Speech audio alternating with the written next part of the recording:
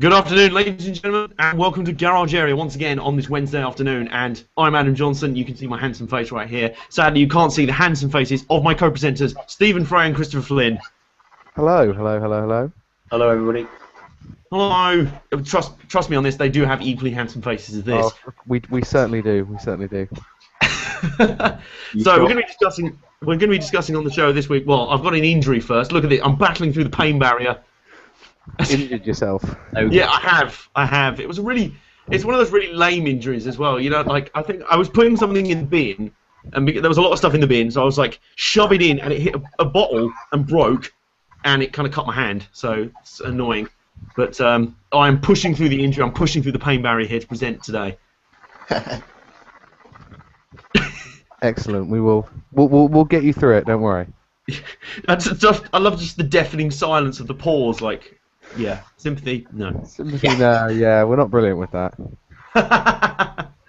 Anyway, right. Well, let's get down to brass tack. We'll be discussing on the show the action from Indianapolis Motor Speedway, where the Nationwide and Sprint Cup Series obviously were last week's awesome cubed racing at Eldora. It was that awesome that we had to cube it, and anything else that takes our fancy, to be honest. Arca, that was good. That was the best race of the weekend. Yes, actually. Well, let's begin, shall we, with let's go up in order of how good the races were. Let's start with the discussion about the Nationwide race at the Brickyard, which inevitably starts with the question of why they are even at the Brickyard at all, to be honest. Yeah. Just dull. Dull, tedious, boring. It sounds like we're being like a thesaurus. Yeah. Just, Come yeah, up with words to describe Nationwide at the Brickyard. Dull, tedious, boring. It's not just Brickyard. It's just not Nationwide. It's the Brickyard as a whole. It just doesn't work for stock cars. We will get more onto that in a bit, actually, when we talk about the Sprint Cup race as well. But what particularly peeves me about the Nationwide race, and has done since they did this stupid Super Weekend of the Brickyard thing, which is yet again NASCAR going, hey, look at this, more seats equals more dollars, let's do that. That'll be a recurring theme, by the way. That's a recurring... If you're new to NASCAR, by the way, that's basically how Brian France operates. He sees dollar signs. Yeah. So, yeah, he just looks at how much money he can make from it. Yeah, even if he doesn't actually make that much money off of it, even if there's, like... and this is the thing we'll discuss more in the Sprint Cup race as well. The amount of empty seats, it was not good. And the most infuriating thing about the Nationwide race at the Brickyard is that it is a tame race. No one thinks they should be there. And the previous arrangement, when they raced at Lucas Oil Raceway, or Indianapolis Raceway Park as it's originally known, it was one of the single best races of the season in all of the divisions. Yeah. Yeah. It was, because there was actually racing going on, not... Following. Not I'm basically follow the leader, or I'm in the lead, you can't pass because of aero. Exactly. And I mean, I at least buy the argument of maybe Sprint Cup going there. It's like the Monaco thing. Rubbish racing, but it's kind of the one you still want to win. Yeah, I suppose that is quite true. It doesn't lend itself to racing, but people still want to win it because of what it symbolises more than what it produces. But the rider I'll put on that is that the Sprint Cup, that gives the Sprint Cup a legit excuse to race there. Nationwide, no. When Arca puts on the best race of the weekend at a little short track. Yeah. I'm actually gonna touch on Arca a little bit later in the show, because we're gonna be talking quite generally today about we kind of want to start a general discussion about the health of NASCAR at the moment. And there's something Arca is doing that's very interesting at the moment, which we'll get to later. But you are absolutely right. The fact that Arca put on the best race of the weekend, by dint of the fact they're at Lucas Oil Raceway, tells you all you need to know, lads. Yeah. Yeah, basically does. It really does. Like, I swear, on all of the fantasy schedules we've had as well, loads of people have put the Raceway Park in the Cup schedule as well. It is a great little track, and year on year, the trucks and the Nationwide would put on fantastic races. Yeah. And it would actually work as a brilliant warm-up to the Brickyard race on the Sunday. In the same town, you just sort of go one way, go to the short track on the Saturday night, and then run over to the big speedway on the Sunday. It worked really well. Yeah. I saw the funniest comment about Arca on a forum the other day. Oh, go on. Someone said, it's like watching Gen 4 era Cup in a cracked time machine. That's a fair comment, actually. That is the weird thing about ARCA, because they use Gen 4 NASCAR bodies. The racing is good, because as we all know, they always raced really well, but the drivers are not the same, lads. Yeah, so it's like Cup, but not Cup. Yeah. It's like, replace Jimmy Johnson with John Wes Townley, and, yeah. Oh. Ooh. You could not have summed that up with a better noise. Oh. And the current points leader, Grant Enfinger. Oh. Exactly. To be fair, ARCA does have its own Jimmy Johnson and Frank Kibble. Yeah. A guy, it mystified me how he never moved up the ranks. He was just happy to be like, well, I'm winning championships here, I'm just going to stay here. Yeah, which is fair enough. Maybe it was just that I'm winning here, if I go anywhere else I'm going to start losing, and I don't like that idea. People may... Yeah, I was actually going to make a disparaging joke about Frank Kimmel. I am of the opinion that I am sat behind my desk, looking at a computer screen, talking into a microphone. I am on the same level of racing driver as a penguin, so I can't really criticise a lack of driving ability, except if it's John Wes Townley. That's cool.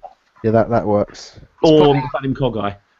It's probably budget as well. You probably might not have the budget to go up. True. These things do happen. Anyway, the nationwide race, as much as no one wanted it to, took place at the actual Brickyard. I swear to God, the Twitter was lit up with some fantastic comments. Even Kenny Wallace is weighing in on the situation, saying, why? It makes zero sense. Anyway, it was what it was. The race was okay, and actually, it's quite funny, actually. It's quite amusing, because we received some, shall we say, negative feedback for pressing home the point that we don't like Sprint Cup regulars in the Nationwide Series that much. You may have... have you noticed that, Chris? People kind of don't like us banging that drum anymore. Yeah, picked up on it just a little bit. Don't know what you mean. Don't know what you mean. We never do that at all.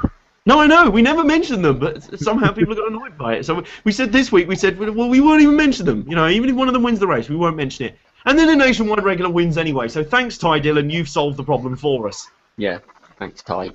I still don't like you, but thanks. Yeah, well, it will do. I mean, the Dillons will always divide opinion. Here is the opinion for Ty Dillon. You either hate he's a spoiled brat, or he's amazing. Well, that Simon's over there. Yeah, Simon. I mean, my only point about Ty Dillon is he's actually done more than Austin Dillon did when he won the championship, because I don't think Austin won a race. Oh, in Nationwide? No, yeah. So it means that Ty's actually done better.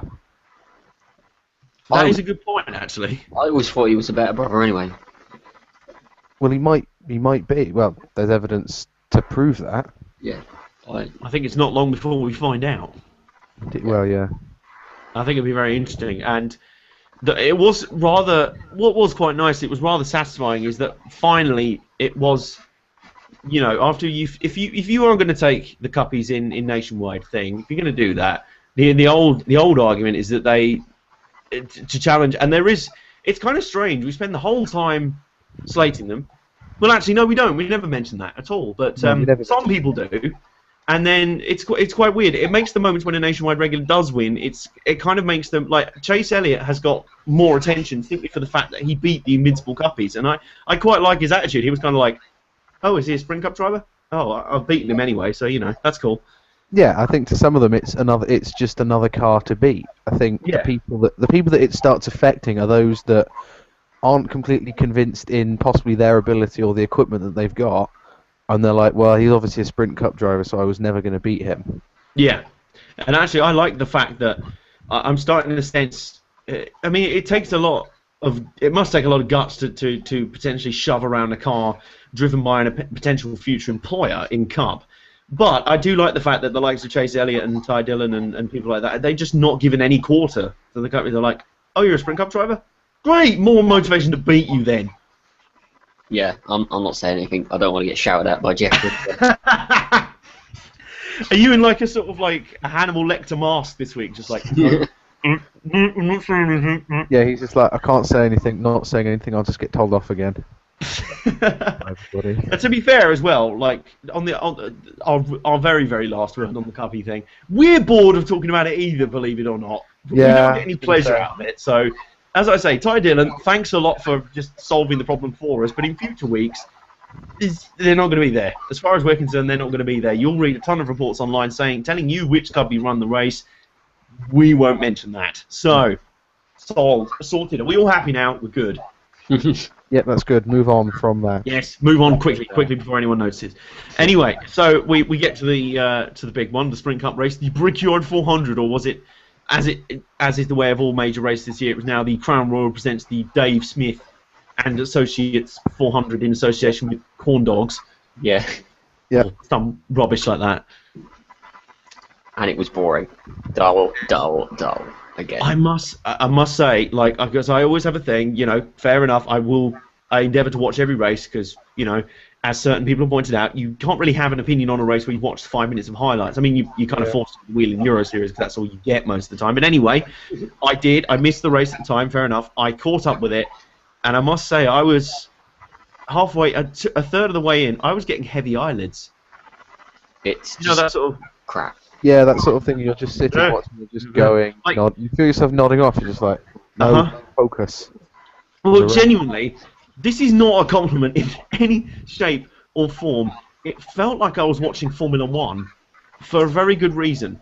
Because in Formula 1, one of the things that bores the pants off me is that from lap 1, like literally, it's go, they're underway. And now, he needs to save fuel for the first pit stop because his fuel strategy dictates he needs to go strategy, and then the tyres work out until then, and then there's a fuel strategy. That's what the Brickyard 400 was. Yeah. I swear to God, from before the start, they were talking about backdating and when they're going to finish. And it was as if someone had scripted the race already, going, yeah, we know this is normally a boring race, so let's just play out a fuel mileage race. It might get interesting at the end, it might not. So, hey.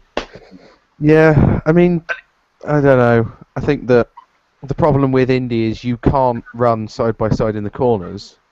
Not anymore. No, not anymore, which immediately takes away any of the racing. Because other tracks, so Vegas, some of the 1.5 miles, you can actually run side by side in the corners, but at Indy you can't. So you just got to follow the person around and hope that you can draft past them. Yep, that's about it. Like, we're getting to something, as I said, we will deal with this later in the show. We're going to do a sort of general discussion on the health of the series, but the big problem with, and this, I'm sick of banging this drum as well, because it is the most obvious solution, and it shows Brian France is a monumental clot, is the fact that he is talking about, the Gen 6 is aero-dependent, let's take away horsepower.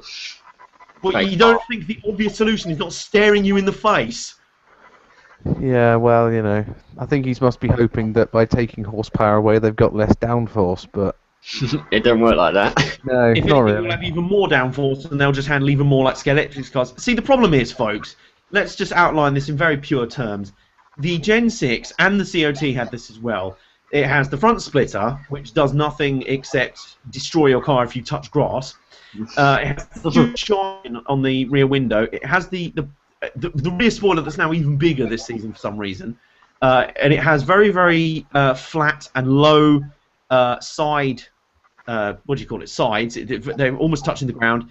The no ride height rule, they're slanted down on the ground. They're literally slammed down like prototype sports cars. And all that means is that more than ever they rely on aerodynamics. They rely on air pushing over the car, which is all well and good when you're running on your own. Not when there's 42 other cars around you.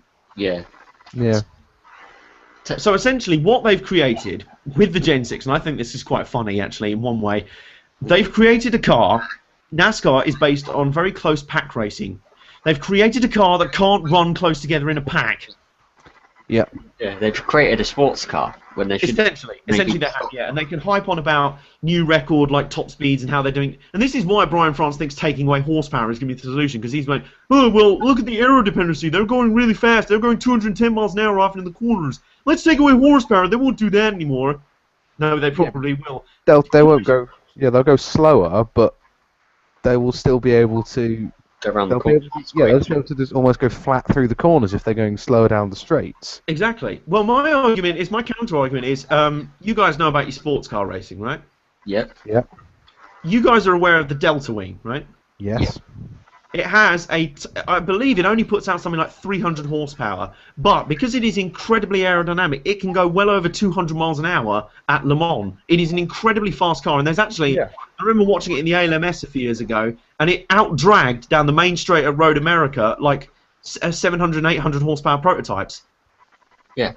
Well, yeah, because the slipperier you are and the more downforce and better aero you've got, the faster you'll be able to go, regardless of power, weight, or anything. If anything, they're going the complete. This is why it is such. It really staggers me how someone hasn't noticed this. There must be something else going on because it is such a staggeringly obvious solution. You take away the aero dependency. What made the old cars, well, I say the Gen 4s that they're now been renamed. What made them so great is that they, like any race car, you do need some sort of air pushing down. Otherwise, they're just going to go whee and flying off over there now. But it didn't. It wasn't the be-all and end-all, and cars could sort of slide around, and they had a lot of power, probably too much power for the grip they had, and they didn't rely on air, so they could run close together in a pack, and they could race. They looked like fairly easy cars to race. Yeah. I think. Go on. Take away downforce, increase power, and it will be fine, because then it's harder to drive, and it makes the action better. Absolutely, and even it's interesting how even the drivers agree on this. Like last year when they did that test where we were like, finally they might find the solution. Oh, let's make the rear spoiler even taller. That'll fix it all. No. Carl Edwards then was like, yeah, do you know what? They're not actually that fun to drive in the corner. They just stick. They're like limpets on the corner. They just go, whoop, there we go. And this year at Fontana, I think it was very key. Fontana, I mean, the racing has been better this year, and I put that down to the fact that they've got more used to the cars and they actually kind of know, they're learning how to use them more. But at Fontana, I mean, the track is so wide, you can go 3 or 4 wide, but still have enough space between the cars to have air going over so you can do it. Yeah. Yeah. And I remember even then, everyone was like, well, the racetrack's really rough and everything, they need to resurface it. And the drivers were like, no, because it's something called fun to drive. Yeah. Yeah, you resurface a track and basically all the character is gone, and you're just basically flat through the corners, and you're just like, well, this isn't that fun. Nope. Drive because the cars stick too well. I think they need to take grip away as well from the tyres. If Goodyear is sensible, they might make a slightly lower grip tyre. So you may have all this power and all this sort of aero ability, but if the car's sliding around so much on the tyres, you can't use all that. So it means that you can actually run next to each other, hopefully. Yeah, I mean, like, the best way we well, I'm gonna just reset that sentence. They came out of nowhere. Literally, as I can only keep saying this. The aero dependency is what makes it such a tricky car to drive in a pack. Anyway, and you see this countless times at a lot of tracks. They'll go to the inside. We've even had this on NASCAR 14, which at least shows that the game is half realistic. You go to the inside of a car, like, yeah, I've got a great run going in the corner. Oh no, I'm flying up the racetrack because I've got no air on my spoiler, and he just goes flying off. It doesn't matter how bad he took the corner, he's fine. Yeah, or if you're behind someone, it just won't turn, it'll just go north. Yeah, the problem is worse with this generation of car. Exactly, yeah, it is. I mean, the COT had it, but it was nowhere near as bad. Nope, not at all.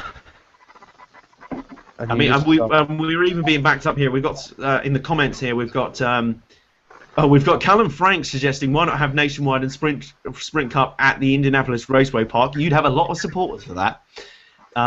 We also have Super V Master saying, I know this is controversial, but that race and past Brickyard 400s have been some of the more boring races. Totally agree. Last year's Brickyard 400, worst race of the year. Well, I'm trying to remember what happened in it, and I can't. Nothing happened. A Smurf won. A Smurf won. I don't think I watched it. Smurfs won. That was about all I know is Smurfs won, and I can't remember what else happened. No Neck won, I think. Yeah, that was it. Nothing happened. I mean, the one the year before that I didn't watch because I just went, this will be dull. And yeah. Now we will. I mean, I want to relate to that, but I will say one thing and then leave it for now because I want to come back to this later in a sort of discussion of the health of NASCAR. I put it to you, and someone showed this to me. We saw some photos before the start of the race of the grandstands and how packed they were with people. Not. Yeah. And we were sent a video. A friend of mine passed a video on to me. It was of the 2004 Brickyard 400, so 10 years ago, right? Old cars, really good.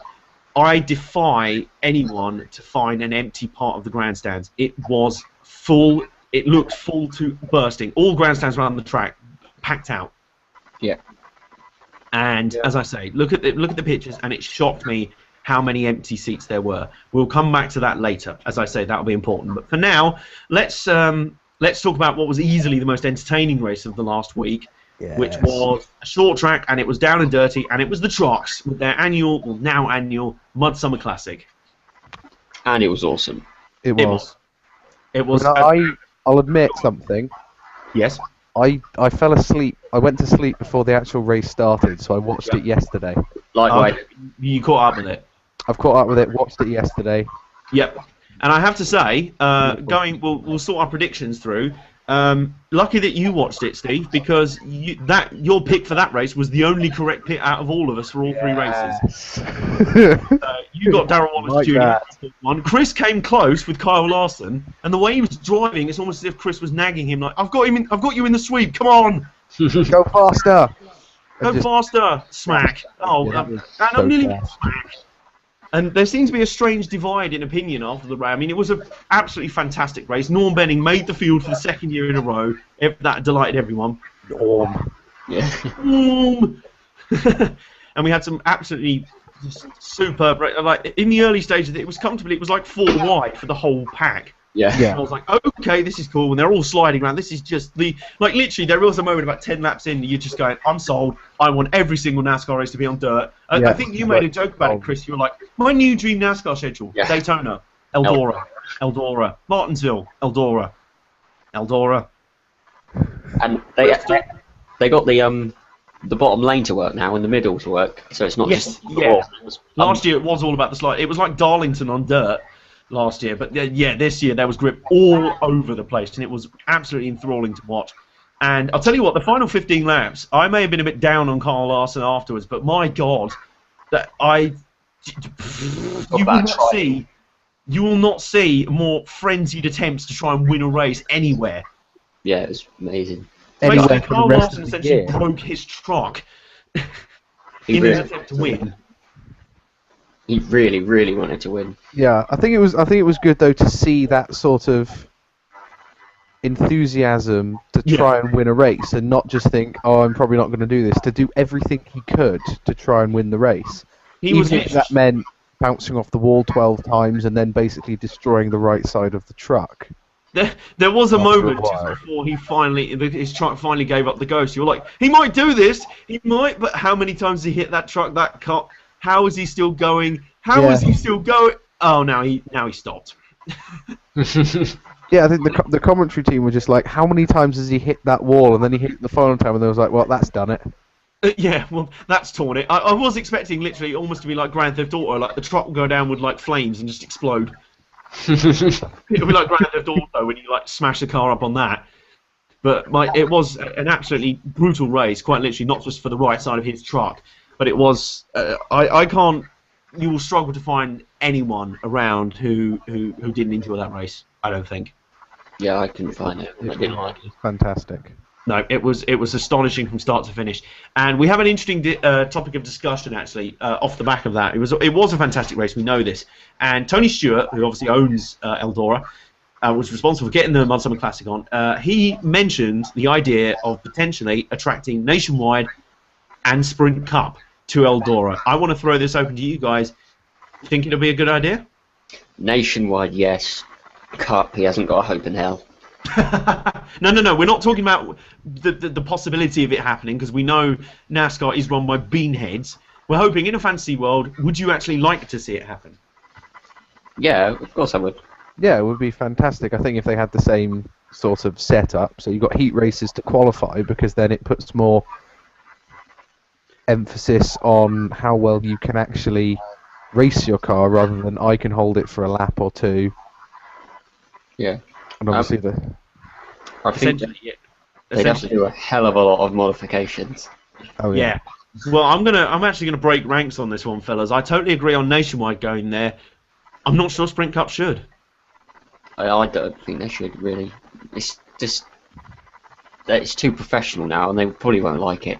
They probably won't want it. You get the Sprint Cup is easily the most conservative of the three divisions now. I mean, evidenced by the fact that Brian France made a huge deal about, we're going to make a big shake-up to the schedule through the TV, and then was like, yeah, basically we're not going to change a thing. And basically, the funny betting at the moment, like there's a joke in superhero movie circles that there's a director called Brett Ratner who's a massive hack, and literally it's a case of like, if you want to kill your film stone dead, like, oh, this could be a really good film. Who's it directed by? Brett Ratner. Oh God. Like literally, it's almost an in-joke that if there's potentially something good happening, you know Marvel will mess it up by having him as director. In the same virtue, there's a joke going around in NASCAR circles right now that all these schedule changes for next year, there's loads of tracks everyone wants to see, and probably the only one will be you'll give Kentucky a second date. Yeah, I think it's almost like he doesn't want to go and change anything because he's concerned that he'll mess it up, and he's messing it up by not changing it. Well, he's changed everything else and messed up pretty much everything else. Maybe that's the problem. He's realised. Maybe he's finally realising he's messing up. But then maybe again, probably not. So. And as I said, we will talk more about this later on in the show. As I think my biggest thing for racing at Eldora, I just think the nationwide cars would suit it more. Yeah. Oh yeah, definitely. The higher up. Many cars racing there. The Camaros going sideways would look awesome. Yeah. That would be so much fun. I reckon Nationwide will go there. You reckon they will? Yeah, if Tony Stewart thinks he's going to get cut there, he's going to have to find a spare couple of $1 million. Yeah, I think it's not until they get an owner who doesn't make decisions based on how far up his own arse his head is. Then, yeah, no, but I think Nationwide would suit it better, and I think actually a sort of Battle at the Beach format would work quite well there. If you had a sort of the support races being like the NASCAR Touring Series and like the modifieds and late models there, and then the trucks and the Nationwide as the headliners. Yeah, that would be brilliant. Yeah, that would certainly work. I'd say give it 2 or 3 years and Nationwide will be there. Yes, I think so. I think we're not far away now. Nationwide is certainly more averse to actually doing things that A, Sprint Cup would never dream of doing, and B, the fans actually want to see road courses, Montreal, anywhere else, pretty much. It's like Nationwide and trucks. Their organisers are like, oh, we got to go to all these Sprint Cup tracks and everything, but oh, hang on, why don't we sneak off and go to a dirt track? Yeah. No, they'll never let us do that. Yeah. Go, quick, go, let's go to a dirt track. Oh wow, everyone loved it. Lo and behold, everyone loved it. Yeah, the one other point though I can make with the Nationwide going there, the same with the trucks, is that because you were looking through the entry list were stating people driving year-old trucks in the race because obviously they can't afford the latest stuff. You can do that with the Nationwide stuff because there's people going around in the old Dodge Challenger. And that doesn't exist in the Cup Series because you have to run the latest equipment because they keep changing everything. Yeah, absolutely. On a constant basis. I certainly think Nationwide is. You can expect it there in a few years. Sprint Cup, you're going to be waiting a while. I just seen a comment on the comment section. Someone just said, Larson showed passion to win a race. That doesn't make sense. I think that means Larson showed the most passion to win a race since Earnhardt. He would destroy a car to win a race. That's pretty much something. I wouldn't say I'd take issue with that, but I do think there is a line between pushing really hard and just completely smashing your car to bits and then not winning. But as I said after the race, I can't be too churlish because I'd much rather that than F1 just be like, I'm just going to sit here for a second. That's cool by me. Yeah. I mean, we've seen it in touring cars, we've seen it in V8 cars, we've seen it in NASCAR before. If you're willing to junk a car to win a race, I have respect for you. And if Larson had held on for another lap or so, if the wheel had fallen off that truck after the checkered flag and he'd won that, he would have been the biggest hero NASCAR has seen in years. Yeah, it would have been amazing. He would have blown the roof off, mainly for diecast collectors, because how the hell Lionel would have made a race-to-win version of that truck, I've no idea. They'd have ruined it somehow. They'd have found a way. They do the normal. It'd have literally been like, okay, we couldn't make it, so here's just a regular Kyle Larson truck with a hammer. Yeah. Have a hammer, yeah. I think though the only sort of caveat I've got about Larson's performance was he's not racing for a championship, so he was able to trash the truck. If we say that it was Matt Crafton or a truck regular behind Darrell Wallace or whoever is leading, and they're not going to start slamming it off the wall. No, because they'll need the points. Larson obviously isn't racing for those, so he can just go for it. Absolutely, and I think, as I said, this is why I am not averse to Cup drivers running in lower divisions at times, because the Mudsummer Classic is a classic example of when they add something to the event. It shows that the Mudsummer Classic is such a one-off event that drivers from all the divisions, and not even in NASCAR, want to come and play. Yeah. Yeah. Because it's the sort of event that, and that's another reason why I don't want Sprint Cup to go there, because it kind of would. At the moment, it is the truck's biggest race. It is a big deal, and it is like their day in the sun. Yeah, it's their Daytona basically. Pretty much. It is a huge event, and considering it's on a Wednesday night, it is an absolutely monster event, and the kind of coverage it gets is huge. Long may it continue. Wednesday night in the middle of nowhere as well, apparently. Wednesday night in the middle of nowhere, exactly. But I'm all for it. It's a spectacular event, and it just adds so many different things to a race that you don't normally see. Yes, absolutely. I'm Indianapolis. Go on.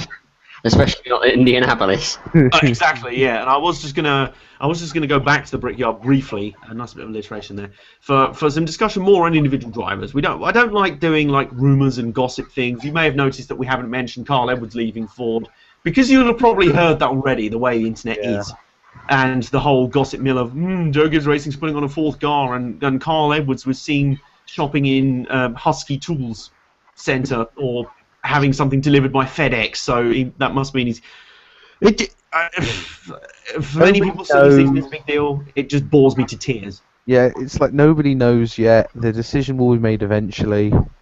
Wait for it to happen. Yeah, wait for it to happen. Saying that he's going to join Joe Gibbs isn't going to make the decision happen any faster. Probably will happen later than it would normally, because they just want to see what people have to say. Yeah, pretty much. So yeah, we haven't really mentioned that much, but we want to talk about. Well, I want to talk about two drivers quickly.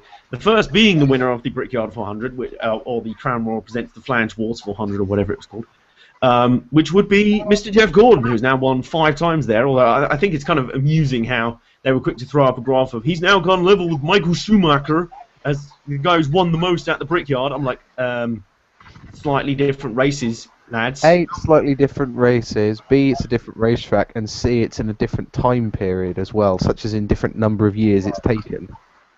Pretty much. Jeff Gordon's won 5 in 21 races there. Whereas Michael Schumacher was about 5 in 6, wasn't it? Yeah, 5 in... And the only one he didn't... On, 5 in about 7. No, 6. 7. 7. Hakkinen won 1 in 2001. I know that much. Well, you've come prepared with the knowledge. Like, it's just knowledge I possess, which is really sad. And also, Go on. Michael Schumacher had to beat, at best, 2 other cars to win those races. Yeah, that's true. This is also true. As I said, he also, the only time he lost in that period was when he let Rubens Barrichello win in a botched staged finish. Yeah. The funniest thing in the world. That was very funny. I'll actually admit. And one race there was 6 cars, so... Yeah, we'll ignore... There was that one race where there was 6 cars in the field. We'll ignore that one. That race doesn't exist. I mean, that race would have been a problem if they'd used the Indy layout now, which is just better. It is. The Indy road course layout is superb now. But anyway, the short discussion is, that win for Jeff Gordon takes him up to 90. And there has been discussion in the last week of him potentially going to 100 and maybe matching David Pearson's 105. Do we think he can do it? No. No. And here, I can give the reasons why. I looked this up because it appeared. I saw it. I looked up his wins per season. I used maths as well. Yeah. In the 90s and early 2000s, he was averaging, say, about 6 or 7 wins a season. Wow. He's averaging about 2 wins a season at the moment. So if he keeps doing that, to get to 105, he needs to race for another 8 years. Yeah. Well, you use the same maths as me. Yeah. Yeah. Well, I would counter your maths. Me being rubbish with maths, I haven't used that. So I would counter your maths by saying that Jeff Gordon is 42 years old. Yes, but Mark Martin last year, part-time in the 55, 54 years old. Yes. Wins. Yeah, he was part-time, and Mark Martin had been part-time 2007 and 2008, I believe. So he'd been part-timing for a while before then. And then he went to Hendrick and he didn't win that many.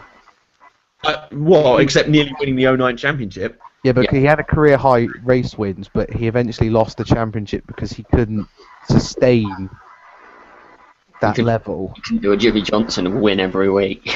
Yeah, pretty much. And I mean, this has come about because obviously Gordon's reached 90, but he's always strong at Indy. So yes, I think that we need to wait and see how he performs, say, in the next 3 or 4 races, to see if it's likely that he's going to get to 100 wins. If he gets 3 wins a year, that's what, 7 years? Yep. That he won't be competitive in 7 years' time. You don't think so? I think. Go on. I'm now going to get a lot of hate for this, but Get the tin hats ready. I'm taking cover. I'm going to say that I'm going to say that he's probably got another 3 or 4 years left. Yeah, I'd agree with that. Because the number of young drivers that are coming up. So if you say Larson's going to start performing, Larson's going to start performing. Chase Elliott's getting into Hendrick once Casey Kane stops doing anything. So about a year. The way he's going, about 3 months, I think. Yeah, I'm looking at that. And then there's all these, and then obviously there's the drivers that are still around. That are performing, and he's going to have to really start pushing himself. And I don't know if he can do that year in, year out for the next 6 years. I'm willing to bet that he won't make it. No. Oh, are you willing to bet right now? Yeah. I'd probably would like to see him do it. Yeah, I'd like to see him do it, but he's not gonna. No, he's not going to. I think what will be very impressive about the achievement is consider David Pearson's record of 105 came in the years before there was the 36 or 30-odd race schedule when they could race up to 50 or 60 races per year. Yeah. So it is impressive that Jeff's got that high in the modern era. Yeah. But I think though that when he came in, he was winning week in, week out almost, and basically dominating, and that's what's got him that high. If his race wins were closer to the say 5 or 6 a season rather than the amount that he was averaging, which was nearly 10 at one stage. Yeah. Stupid numbers. Then he wouldn't be anywhere near it. I think it's that he started his career off so well, and the fact that it sort of plateaued a little bit since sort of 2004. Yeah. Is why I question the getting past the 105. I think that the strange dilemma Jeff Gordon seems to be in is that he spent so long dominating and then sort of spent the time nurturing Jimmy Johnson up to his level. Because remember, he is actually Jimmy Johnson's car owner, I believe, along with Rick Hendrick. And so now Jimmy Johnson has rinsed all before him. I think Jeff Gordon's going, hang on a minute, you don't need my tutoring anymore. I'm going to go try and win some stuff myself. I'm going to be even more controversial now. Uh-oh, I'm hiding. Again. I enjoy controversy. I don't think he'll make it to 100. Again, that's not that controversial. Stop sounding these false alarms. Oh, sorry. Because I think that to get to 100, say, in 5 years, he needs to average 2 a season, which he's currently doing. But if, let's say, for example, teams like Ganassi suddenly rediscover how to win again... Long shot. Or Roush. Long shot, I know. Or Roush. Wow, even long shot. I know. But we're saying that if these teams discover how to win again, or if suddenly teams that are winning some races can then win even more. I mean, Joe Gibbs hasn't really won as many as I'd have expected this year. That is, actually. So if they start winning more races again and other teams start remembering how to win, it's going to become even harder for Gordon to win races because there will be more competition for him. Yeah, pretty much. And also, my final point on this, I'll leave it up to you guys in a moment, is that his race wins have come from dominating the road courses before, which he isn't doing anymore. It's something he can't manage to do, and I think that demonstrates when, not necessarily your career is over, but when you've stopped being at the level you were before. And the sport's changing all the time. It is, and we're going to discuss that in a little bit. We have some comments here. someone has threatened to kill you here, Steve. So you must have been that controversial. Yeah. I don't think it's meant that seriously. Let's hope not. Kev? No, it's someone else. He was a great mentor for him, but he created a monster. That's funny. Yeah. Love that. Yeah. What else have we got? We have we have Super EV Master. I think I've got that username right. I can't see Jeff getting past Pearson. In years past, he was good at every race, and now he's only good at a few races. That's kind of what you said, Steve. We also have NASCAR racing videos again. If his team provides him good cars, Bristol and Atlanta are his best chances to win. I wouldn't say Bristol. No, I wouldn't say Bristol either, actually. Old Bristol, maybe. Old Bristol, maybe. New Bristol doesn't suit him. I'd say Martinsville. Excellent call. Martinsville is always a place where you expect him to be strong and to perform. Yes, absolutely. And India, I suppose you could put those two in the category of places you'd expect Jeff Gordon to win. Yep. Then there are places where he might win given the right day. Yeah. But the problem he's had so far this season, at other points this season, is his car seems to just go off after 5 laps. It performs for 5 laps and then just falls away. Oh, he's also forgotten how to do restarts. Yeah, you can't restart. Yeah, he can't restart. That didn't go well, nearly. I think I get better restarts than him on NASCAR 14. Which says a lot. As of yesterday, none of us do. Yeah, folks, if you're running a NASCAR 14 online league, don't. To be honest, it was Chris and Mike yesterday. Yeah, I couldn't get going at all yesterday. I was junk. Which works so well for the rest of us. Well, I guess that's kind of settled that argument then. So we're basically in agreement. I'm tempted to shake hands with you on a bet here, Chris, but I don't know how long this could last. It could be another 10, 15 years until he ever gets there. So we're in general agreement. We're not sure he'll make 105. Might make 100. No. You don't think? No, I don't think he'll make it 100 even. Okie doke. I'd like him to, but if he's going to get 3 a year, that's 3 years at the top. Yeah. That's a lot. Yeah. Basically. So let's kind of get to, well, before we go into the big thing I've sort of been building up to the whole show, let's do our predictions for this weekend's races. We've got the Trucks and Cup at another 2.5 mile flat track. Yay! Hang on, I've got one final point using maths. Oh! A third of Jeff Gordon's wins came in within a 4-year period in the late 90s. Wow, geez, this is serious math right here. That shows. That's my case rested on this situation. Okie doke. So maths has proven that Jeff Gordon won't win 105.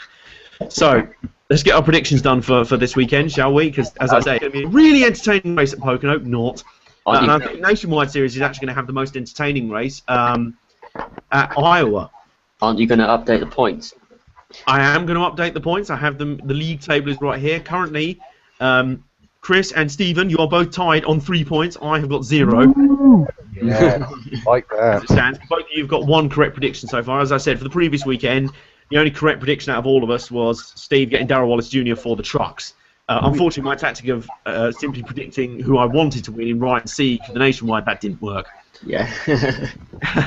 So let's go into this round of predictions. We'll start with the Trucks. Oh, I've got to look at the entry list. Hang on, where's an entry And remember, list? we'll go to our usual rule. The Cuppies aren't there. Yeah, the copies aren't there. Yep. I need to find an entry list. This could take a while. I've already got today's up. You guys need to be prepared, guys. Yeah, I really do. Truck. Clearly, I'm the one who's always prepared. I've got out. Truck series entry. I'm totally prepared. Theoretically, I'm not. Massively prepared. Righto. Shall I go first then? I've got the entry list. Go on then. I will go for... well, I went Matt Crafton last week. That went really well, didn't it? Camping World. Also, I love it. Jennifer Jo Cobb is running a 2012 spec Chevy. Really? As is Caleb Rourke, whoever he is, in 0. Wow. Wow. Exactly. Norm Benning. Oh. He is there. Are they at, they're at Okay. somewhere Pocono. Right, I will poke your nose. I am going to make my prediction. I have settled it. I am going to predict Ryan Blaney to repeat what he did last year and break the Toyota stranglehold. Bugger. That was my pick.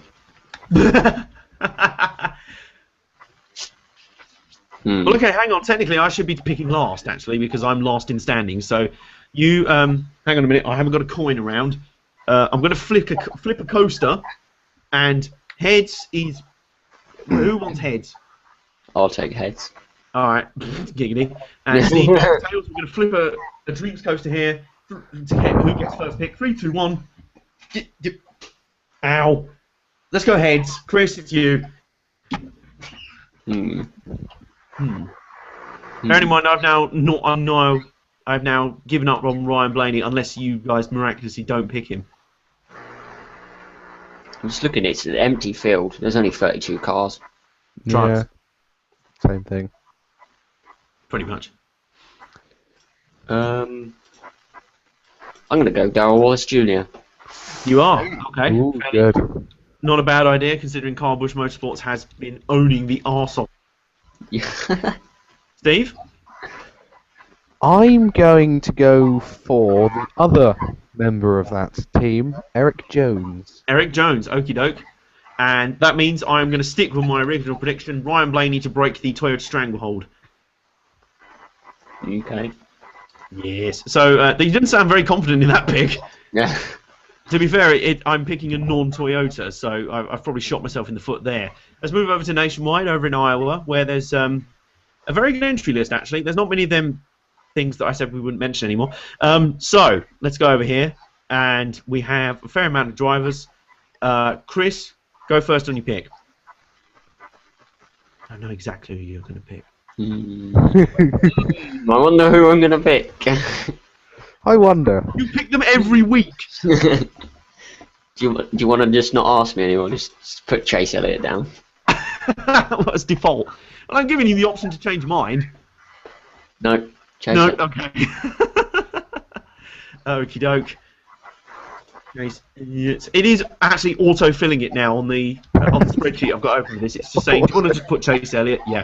Steve, what do you want to go for? I'm taking a leaf out of your book, Adam, whether this is a good one or not. It could be a good pick. I'm going with somebody I want to win the race. Oh. I'm going with Sam Hornish. Oh, I was just about to pick him. Good call, though. I mean, he is in a car that's so strong. I don't get why he doesn't run that all the time, and he just lets some random guest driver who no one knows race it a lot of the time. I can't believe he'd let that happen. Yeah, I don't get that. We can't talk about that. Huh? No, we're not allowed. Talk about that. A crime. Who am I? Oh, that's Ryan Sieg. No, I'm not going to go Ryan Sieg again. Who have we got? Oh, I know who I'm going to go for. Or do I?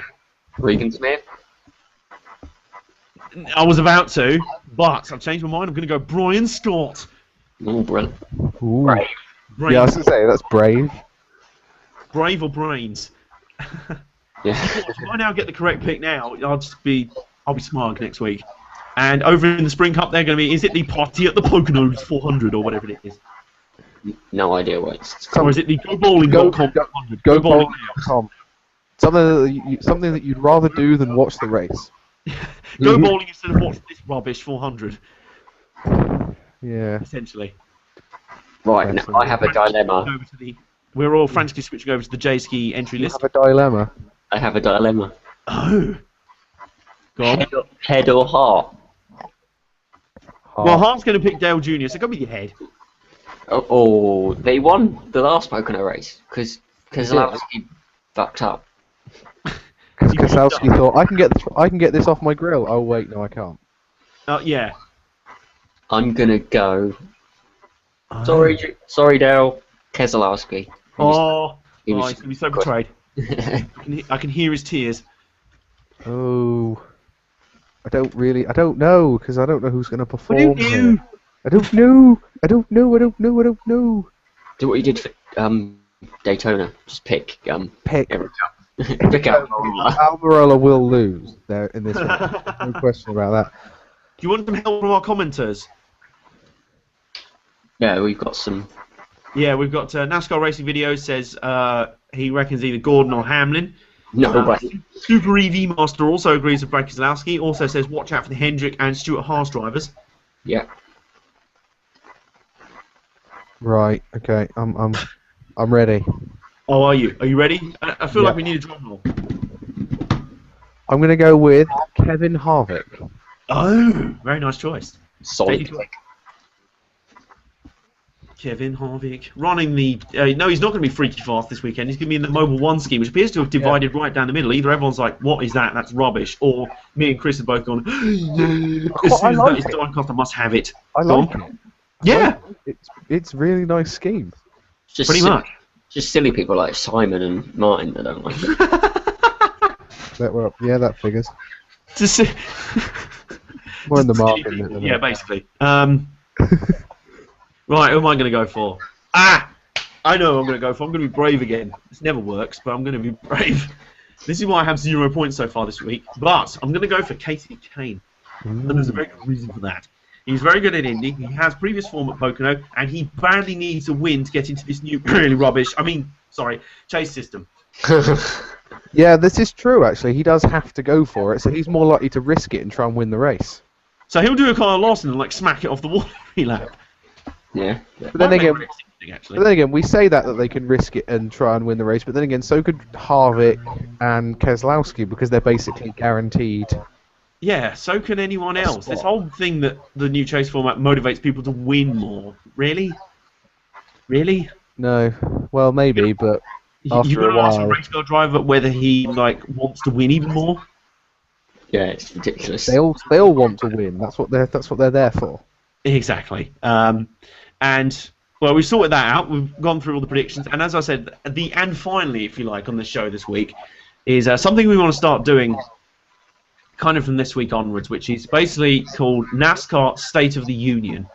And I was thinking this the other day, and as I said, it was inspired by those shots of the Brickyard and the shockingly empty grandstands. Yeah, it was depressing. Yeah, and it basically got me thinking that is NASCAR actually in that good a health? We assume it is. We assume that it is a huge motorsport and is kind of indestructible. But someone tweeted on Twitter, obviously that's generally where you tweet, the official attendance figures and the TV ratings. And let's put it this way: NASCAR barely got 100,000 at the Brickyard, which you think, wow, that's a lot of people. 500 got 250,000. And IndyCar is meant to be the poor cousin of NASCAR. Yeah, the falling away series, and I don't think that Indy attendance is the best that they can get at Indy. No, they were saying that the Indy race had a bad attendance. Yeah, exactly. Whereas someone was tweeting, one of the journos at NASCAR was tweeting like, oh, well, other motorsports would love to have the attendance problems we do. We got 100,000 people. IndyCar's just sitting there going, yeah, we got 250,000. Come at us, bro. yeah. And there was people at the track. I know friends who were at the race weekend. There was some that were speculating that there were actually more people watching the Tudor United Sports Car Championship race on the Friday night than there were at the Sprint Cup race. I would. Yeah. Yeah. Why not? And as much as that happens, exactly, as much as we'd prefer to do that, it is still a massive shock to be discussing. So, basically, what we want to do now, because it is very easy for everyone. Well, mainly us, to kind of rage and rant and pontificate and say our thing. But we basically want to start a survey going, start a discussion with you guys, everyone who listens, the people in NASCAR at all levels. We want to start an honest discussion about the health of NASCAR as it stands. We want to discuss issues that we think are there. Chase, is it helping or not? I can tell you in 3 words, no, it isn't. But that's my opinion. Do you see what I mean here? We can tell you what we think of the health of NASCAR. We want to hear what you think as well. And we're going to basically run this for the rest of the season, and then on our show at the end of the season, we're going to do a special run, and it'll be the NASCAR State of the Union show, and we'll kind of collate all this data together. Yeah. yeah, For me- sounds good. For me, it's 80% there. Just small tweaks, and it would be perfect. But Pretty much. they Well, a small tweak in getting rid of the chase. I guess by now that's quite a big tweak still. Yeah, I think it is mostly there. Yeah. I think that there are the thing is there are other situations slightly out of their control, Yep. keeping people away from the track. Absolutely, absolutely. There are various different things going on, but my one word on the chase for this week, because obviously I've heard all sorts of opinions on it. The overwhelming reaction I've heard so far this year for this year's new chase has been massively negative. And I can tell you, I'm going to present this now without comment. Currently, as it stands, they show the provisional field for the chase. Amongst the 12 drivers locked in, well, you have Matt Kenseth, who's not locked into the chase yet. He is 4th in points. You also have, I believe, is it Ryan Newman, 7th in points? Yep. Also not locked in because they haven't won a race. Kurt Busch and Aric Almirola, both drivers. I mean, Stephen, you love Aric Almirola's to death. You can see that from your profile picture. I do. I'm a diehard Kurt Busch fan. They are currently 22nd and 25th in points respectively, and yet they are guaranteed a spot in the chase because they have won one race. And I'll be the first to admit that Almirola doesn't deserve to be there. I'd love him to be there on merit if he actually had a car that could perform and win the race and win races. But just because you win a rain-shortened race at Daytona doesn't automatically mean you can then perform over 10 races in a car actually that isn't competitive. Yeah. The thing is, Ford are having a major problem. Yeah. The thing is, the whole thing of the. And I got quite an intense argument about this the other day with someone online, because when you argue with someone online, it's not who's right, it's who's got the most patience to keep replying. Yeah. And in the end, I had other things to do and just kind of quit. So I suppose he won. But what he was trying to say was, we're prejudging this system. We might have an epic championship battle, and I said, well, that's not the point for me. We may have an epic championship battle, but it's completely forced. Yeah. Brian France has gone. It's completely forced. It's like WWE. Exactly. They've made the situation happen. It's not just happening. Like, remember when Tony Stewart and thingy? No one could have fixed that they'd end on. Yeah, but we're stating though that all the other let's say we'll just go with the other chases for now if we can compare previous chase formats, because all those championships have been over well before the final race. Oh wait, no, they haven't. Yeah. Absolutely. I mean, does anyone? I would like to point you in the direction of a certain championship. It would be the one from the year I was born, 1992. 3 drivers went into the final round. Alan Kulwicki came out the winner by, I believe, still it was like 8 points or something. Yeah. And that was 12 years before the chase was even a thing. Yeah. Yeah. Can I read my comment that I put on the group? Oh, go on. I just said it fails on every level of what motorsport should be. Kenseth, who has been ultra consistent, he's 4th, and then there's 3 guys above him that have won races, and he's 4th. And because he hasn't won, he's having to look over his shoulder because he's not safe. And then people like Almirola who fluked to win. Sorry, Stephen. I accept that point completely. Kurt Busch, who had one good race. Yeah, Kurt has stunk this year. I say that as a fan of his. Yeah. And it's just ridiculous. Yeah. Kenseth shouldn't have to be worrying about getting a win, but he's 4th in points. Absolutely. And I think it's the crux of it is that Brian France is obviously looking at stick and ball sports. Why? I'm not entirely sure, because most people who are fans of stick and ball sports are also fans of NASCAR. Yeah, and you want something. I don't understand why he's doing that. I'm a fan of. Go on. I'm a fan. I'm a baseball fan, which has playoffs and things like that. But it works for team sports better than it works for, say, motor racing and NASCAR and other things like that, because you can't expect them to perform completely. You can expect them to perform completely throughout a season, but the postseason adds something different to it. In NASCAR, it's just taking away from it. Yeah, exactly. You feel it's forced. Yep, it is contrived. It is forced. It feels like I was trying to have. It was like, oh well, just because it's motorsport means it won't work like it does in stick and ball. No, trust me. The only kind of motorsport that knock out Game 7 is Game 7 a baseball thing? I don't know where that exactly comes from. But it's a baseball thing for the World Series and the preview and the thing slightly before it. Oh, okay. Is it kind of like their Super Bowl sort of thing? That's if it gets that far. It's if the World Series is tied 3-3 after 6 games. It will go to the final game. It may not even get that far. Last year's was over. No, not last. The year before's was over in 4 games. Yeah. Well, that would explain why.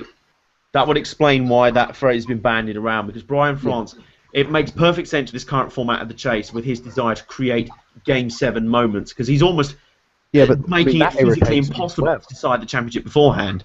Yeah, well, that concept really irritates me as well, because Game 7 is only there if you need it. You don't automatically always end up there. So we're I saying guarantee you, I almost can't wait for Homestead this year, which is the only track to benefit out of this, by the way, because people will go in their droves. You know what I'm going to say here? Why anyone would care about any of the previous races, I've no idea. Point I'm going to make now, and this will, if this happens, I'll be disappointed that I ever predicted it. Uh-huh. It could ever happen. Kurt Busch and Eric Almirola for the championship, because everybody else then has problems in the races where it counts. Absolutely. And as I said, as a diehard Kurt Busch fan, I would not take... You won the first race in 2004, kind of fair enough, at least. That was just when it was a simple point reset with 10 races to go, and then do your thing. Yeah. That was when at least the chase had some logic to it. Yeah, if they want to do that for the chase, if they want the chase so badly, NASCAR, go back to how it was. Yeah. Top 10, maybe even top 12 if you're really difficult, but to be honest, top 10 works better than 12. Because really, since when have positions 11 and 12 really made a tilt of the championship in the final 10 races? So you then have point reset after 26 races. Those people can compete for it, and away you go. Yeah.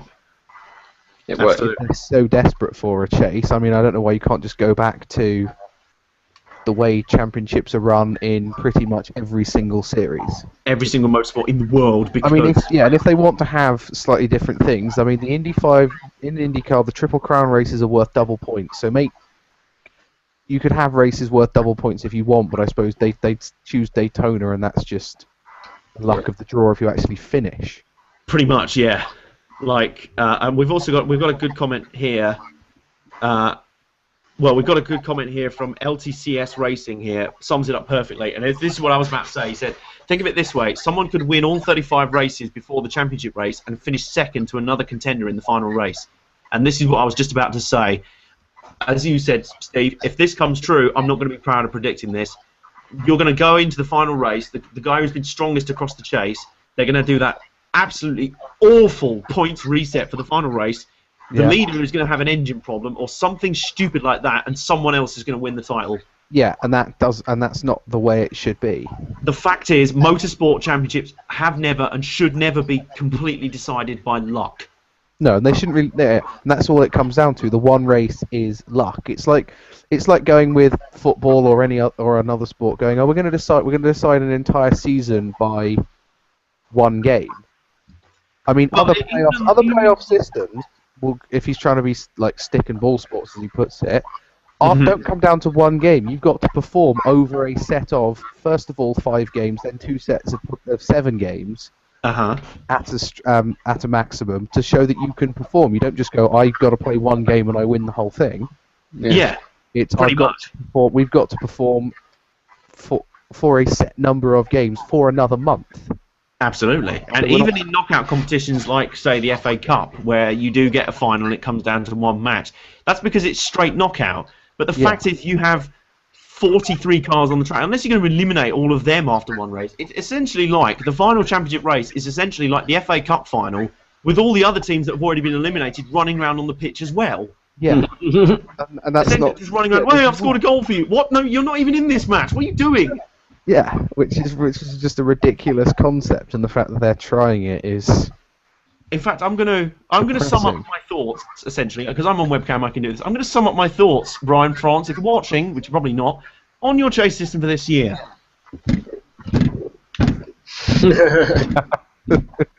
that about sums it up, really, doesn't Basically. So we've had our rant here about the current chase system. We don't think it's very good. Let's check some of the comments. I think we're not having that many in disagreement. There are quite a few people saying that the chase as a format can have some validity, but it's been overcomplicated. Super Eevee Master says if you're going to put a chase, use the top 12 with absolutely no wild cards. Whoever's top 12 in points, bam, that's it. And I agree. We also have, ironically, same commenter also says. The chase has given drivers a second chance. Theirs should be... I can't tell if he's saying there shouldn't be a second chance, because his other comment says if you got rid of the chase, drivers would strive harder to get wins. Absolutely true. This current format means that Dale Jr. was qualified for the chase since the first round. Yeah, so he could just basically turn up, drive around, makes sure he finishes top 30 every week, and he's in. Yeah. The fact is, Aragal Marola is on and Kurt Busch. They are 22nd and 25th in points. They are not showing championship form at all, and yet they've got that one win. They've got that golden ticket. They're there no matter what happens. Yeah. And there was a discussion this year of what happens if someone turns up for one of the plate races, wins that out of nowhere, and suddenly is in the championship battle. Yeah, like, and it's happened. Yeah, David Reagan. Yeah, exactly. Previous years, Trevor Bayne would have been in the 2011 chase if we'd had this format. Yeah, I mean, David Reagan would have been in last year's. Yep. In a team that almost certainly you're wondering whether they can turn up every week sometimes. Pretty much. And as much as I love good underdog stories, and as much as I do like drama in motor racing, the sheer fact of the matter, I'm just going to say this once, the sheer fact of the matter is, motorsport since day one has been about consistency across a season. The fact is, stick and ball knockout playoff systems, you physically cannot fit them into a motorsport system. And even if there are ways, as I say, even if you simplify the chase and made it a simpler thing, you still get probably the deserving winner at the end of it. But the fact is, right now, too much of it has come down to arbitrary forced luck. You're essentially saying, well done, you've been the best driver all season, but we're going to reset your points now, which means if you make one mistake now, you're gone, son. Oh yeah, and then the problem is as well, for that final race, it's unfair on the other 41 drivers, because they're going to be spending the entire race going, where's the championship guys? Yeah. If I get in their way, if I happen to knock them out of the race, I'm going to be hated by a lot of people for a long time. You are going to be hunted down with flaming knives. Yeah. And that's not entirely fair on them or anybody else, because you might you might have an engine blow up, you're not competing for the championship, but the guy behind you is competing for the championship, doesn't see you, take straight through the back of you. Yep. It's done.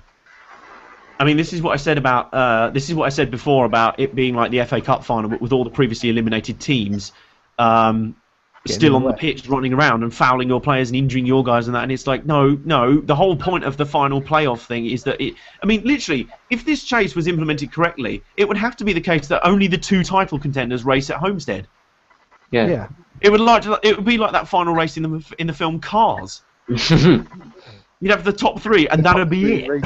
Yeah, and that's it. And I mean, you can't have that because it's a ridiculous idea, and as ridiculous as the chase system currently is.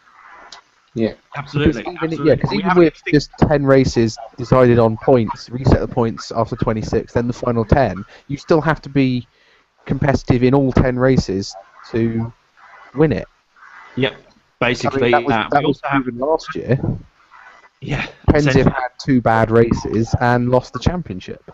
Essentially, having been probably the best guy across the whole season. And, I mean, it's a shame in a way as well, because it means people probably don't respect Jimmy Johnson's achievements as much, because they think, well, he was the master of running the chase system. And there have been a few times where he has been average, really, across the regular season, and then knew how to turn it on in the chase, and that's that, job done. Within about 2 races in, I don't care if you've been leading all season, I'm in the chase now, bam, bye. And yeah, people that can diminish, but the thing is, you have to use, I'm going to make a point that you've got to use the championship setup to your advantage. If you suddenly go, there's 10 races, the final 10 races, I've got to turn it on. I mean, it might be, though, that he was being average because he knew that he would get there, and he was sandbagging.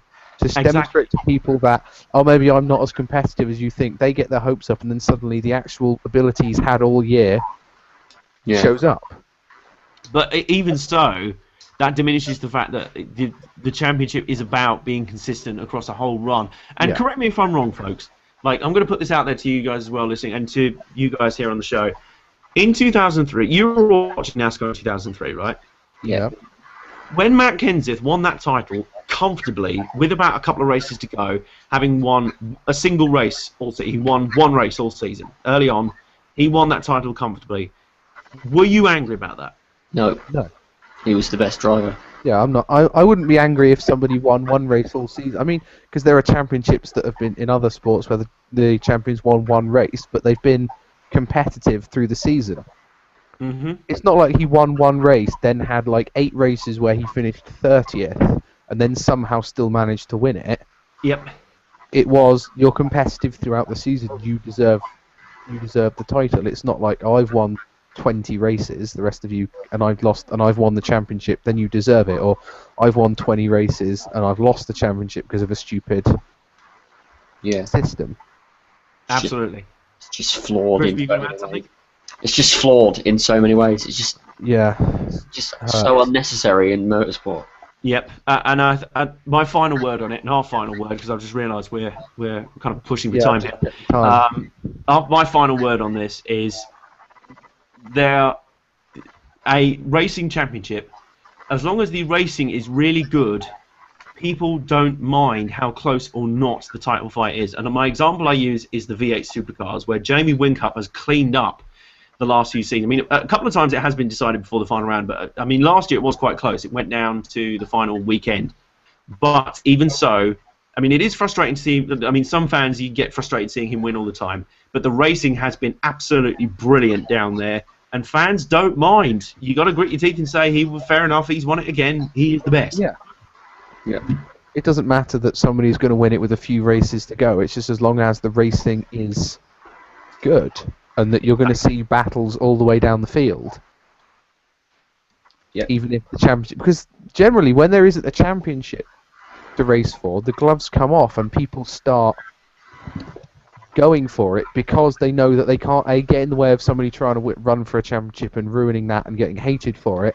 And the people in the championship don't suddenly think, well, I can't really go for it in case I make a mistake and throw it away. They all just go for it. Yep. You see this? That's me nodding a lot in agreement.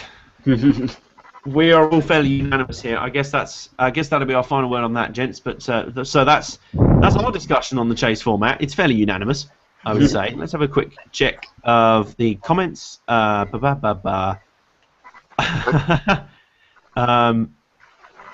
I'm surprised Brian France hasn't been shot yet. That's controversial. That's going a little bit far, I have to admit. A little bit far. We're also been said to look up a video called How to Fix NASCAR Brian France. That's essentially what I want this survey to be, this NASCAR State of the Union survey. We're going to start sending out things. You can get in touch with us on all the various social media channels, on the YouTube channel, on the comments here, on our Facebook page at Team Bomber Sports TV, on Twitter at Bomber Sports UK, all sorts of, we're all across the social media, to be honest. And we're going to be setting out these things. We want you to tell us what you like about NASCAR, what you don't in this current situation. We want you to gauge the health of the series, because I genuinely am suspecting that it might be kind of in trouble in terms of declining attendances, costs going up, and the chase and everything else. But we want to find out. I can easily say these things. We can easily say these things. We want to find out if that is actually the case. Yep. Someone's asked us if we could predict who's going to win the championship. No. Nobody can. No. It's A, it's July, and B, there's a chase. And C, it's the stupidest chase ever. We won't know who's going because we could say now. I could go and say I think Kevin Harvick's going to win the chase. Yeah. If I could think if it was a normal chase format, that could be my pick. It isn't, but that could be my pick. And with this system, he could have a bad race and is eliminated off at Chicagoland. Yeah. It's just how does it work? Because I don't even know how it works. I'm that confused by it. It is the single stupidest point system, I think, in the history of man. Who gets eliminated where and by how? And no, they've even got stupid names to the round. It's like eliminator round, champion round, challenger round. It's like, what? Are we on like a reality TV show, guys? No, what they've got is they've just got a big. They've got like a spread with all the drivers' pictures on it that are in the chase, and they just point at the people they've decided to eliminate randomly. Racing doesn't matter. They can finish wherever. They're just going to point and go, "You're eliminated. You're eliminated." Throw darts. Yeah, they just throw darts, and whoever it lands on is eliminated. But, if they did that, Jeff Gordon, Jimmy Johnson, Dale Jr., like Matt Kenseth, if he gets there, all the top drivers get eliminated after the first round just by random dart throwing. Absolutely, essentially. So yeah, I think we've battered that one to death. Oh yeah. So, I can battle some more if you want, but I think it's crying out for it's just like it's dead now. Yeah, let's say something. It's dead now. Say what? It's just like stop! What you're doing? It's dead now. It's dead now. Leave it alone. Yeah, let's save some of the beating for next week's show. We've got to have something to talk about next week as well. But basically, here on it, we want to hear all of your views, and we're going to make an official survey about this. We want to actually hear your thoughts and views on the health of NASCAR at the moment. Do you think it's actually potentially in trouble? Do you think it's going well? Where do you think you can improve? We want to hear from you. So starting from this week, and we'll collate all the data at the end of the season after Homestead. We'll get it all together, and that will be our NASCAR State of the Union show. For now, I've ranted enough. What do you reckon? Yeah, I think I've ranted enough. Yep, okie doke. I've got something to say on the chase as well. Oh, what that hasn't already been said? Yeah. Wow, go on. Hamlin's penalty this week. Oh, yeah. Yes, good call. He's been fined 75 championship points. Big whoop. He's in the chase already. He doesn't care. Doesn't matter. Yeah, exactly. And that essentially means teams can do whatever they like. They've got a race win. They can run last every week if they want. They can cheat if they want. They can build spaceships if they want. Yeah. It doesn't matter. I mean, I'd say that if you want to penalise somebody that could be in the chase, right now this may not work, but you put them 32nd in points. That means their wins don't count. They've got to get back inside that. They can't have mistakes during race weekends. Yeah. Well, I think the issue is we're trying to avoid a race win that's qualified for this current format chase. Is that no, I don't say that you void the race win. The race win still counts. You've just got to get back inside the top 30 or whatever. So you've almost got to win again. Yeah. Yeah, okay. To get back in. You still have your win, but you're outside of the point where the win matters because it's however many positions you fall back. And you're in the top 31, I think. So if you put them in, say, you put them down in points. Yeah. So that they then have to win again. And also, they not going to tolerate it. They find Joe Gibbs Racing, which has got multi-teams among multi-sports. Oh, yes, so many. $125,000. Wow. Wow. I bet they were scratching around behind the sofa for that. I was going to say, wasn't Joe Gibbs like an NFL coach? That would pay his used to be. That would pay his NFL players for 30 seconds. He has for a burger.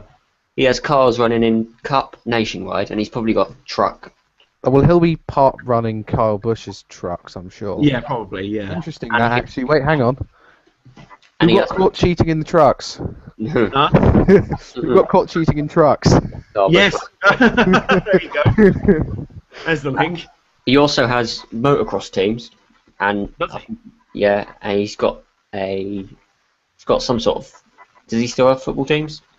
I'm not sure. I don't know. He's probably involved with a few. Oh yeah. Well, he's got his company hasn't got a lack of money. And Oh yeah, I would say that they're fining them short of a bob or two. $125,000. Pretty much. It's like fining a normal person £5.